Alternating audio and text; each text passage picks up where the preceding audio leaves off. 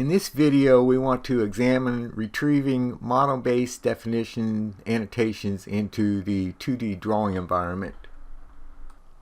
When we are dimensioning an isometric or non-standard view, it's critically important that we have our dimension type set to true dimension rather than projected dimension. The edges of this body are now on a flat sheet of paper, and so the distance, say from here to here, is foreshortened. It isn't the true length, so we need to get the true length dimension when we dimension it. So let's set it first. Let's set the dimension type to projected instead of true, and then I will dimension the distance from here to here. And first of all, notice that it wants to come in at a strange angle. Now there may be some cases where we can get a dimension in here, but let's set it back to the dimension type true dimension. And so I can select then the distance from here to here, and I can set that dimension in.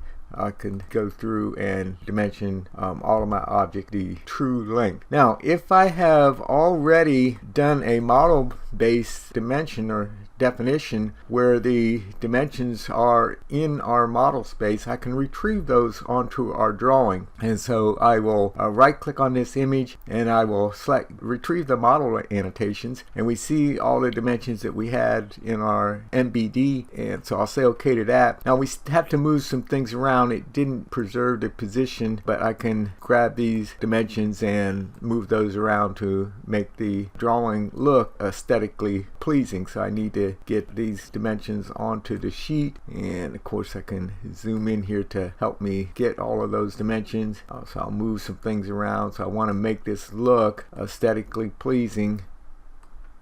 Yeah, so I'll move this dimension and I'll move that one, move that in a little bit closer. I'll move this dimension back here, and I'll move this dimension onto the sheet. Alright, so I have an aesthetically pleasing view. I may want to change and put this dimension in differently if it's hard to tell where that one goes to, and so I'll try putting this dimension in by itself. And so I'm going to dimension from this point to this point, and I can go ahead and place this dimension, and I'm going to change the properties of this. Now one thing is we can right click and we can copy the properties from one dimension onto another dimension. So I have that set as the 0 decimal places, and I can also put in my center marks here, and so I'll do the center marks of this circle, this circle, this circle, and this circle. I may want to change the size of that center mark, maybe make the center a little bit smaller, and do whatever. So I could right click on that and go to the center mark style, and maybe I want to make this distance A smaller, let's say 0.0625, and I'll save and close that. So I just made that center mark. That might be too small. I could go back and make that a little bit bigger. So that is retrieving model dimensions from a MBD in Autodesk Inventor Professional.